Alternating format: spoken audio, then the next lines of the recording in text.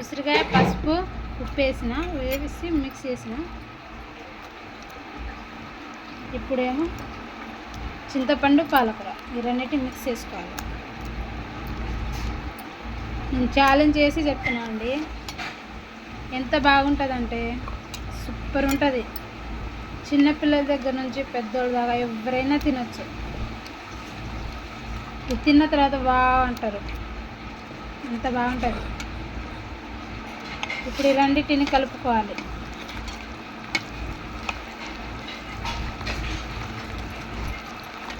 అది సపరేట్, ఇది separate mix చేసుకోవాలండి.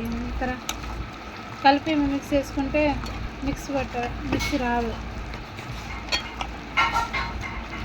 కలుపుకుంటే కలుసుకుంది. చూడండి ఏ కలర్లో వచ్చింది, సూపర్గా ఉంది కదా, బాగుంది. ఒకసారి మీరు ఇలా ట్రై చేయండి, ఎలా ఉందో నా కామెంట్ రూపంలో చెప్పండి. ఇప్పుడు తాలింపు ఏం పెట్టండి, నేను అలానే తినడం.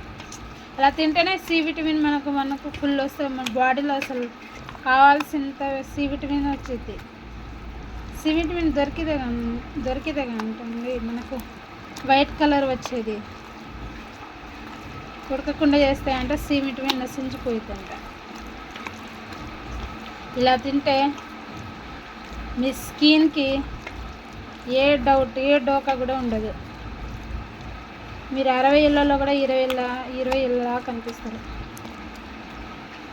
రెడీ.